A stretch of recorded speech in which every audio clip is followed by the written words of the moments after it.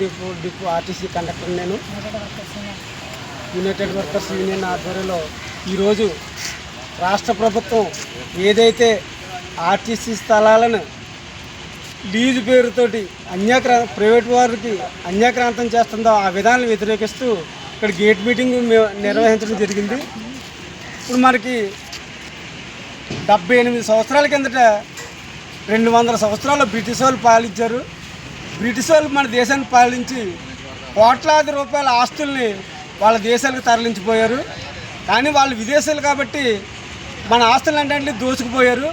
ఆ తర్వాత 78 సంవత్సరాలు ఇప్పుడు స్వాతంత్రం 78 సంవత్సరాలు, ఈ 78 సంవత్సరాల నుంచి కూడా మారిన ప్రభుత్వం వల్ల మన కష్టపడి ప్రజల పన్నులు కట్టి సంపాదించుకున్న ఆస్తుల్ని ఒక్కొక్క ప్రభుత్వం ప్రైవేటుకి దారాదత్తం చేస్తూ నల్ల జాతీయులైన విదేశీయులకి దారాదత్తం చేసి ప్రజల ఆస్తుల్ని దోచుకోవడానికి వీళ్ళు కేకేసి ప్రజల ఆస్తుల్ని అమ్మేస్తున్నారు.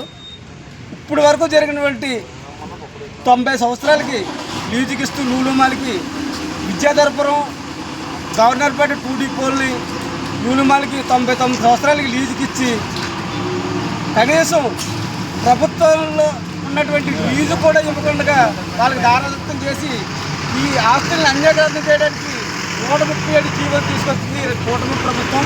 ఈ విధానాన్ని ఇలాగా ప్రభుత్వ ఆస్తులు అన్నింటినీ కూడా ప్రజలు కష్టపడి సంపాదించుకున్న ఆస్తులన్నింటినీ కూడా ప్రైవేట్ వాళ్ళకి దోచిపెట్టి ప్రజల్ని దోచుకుంటున్నారు. ప్రజల శ్రమతో సంపాదించుకున్న ఆస్తులన్నింటినీ ప్రైవేట్ వాళ్ళకి దోచిపెడుతున్నారు. ఈ విధానాలన్నీ ఖండించాలనేసి మేము ఈ గేట్ మీటింగ్ నిర్వహించడం జరిగింది. ఇలాంటి విధానాలన్నీ మానుకునే వరకు కూడా ఈ పోరాట కొనసాగిద్దామని మేము ఈ గేట్ మీటింగ్ పూర్వకంగా తెలియజేసుకుంటున్నాము.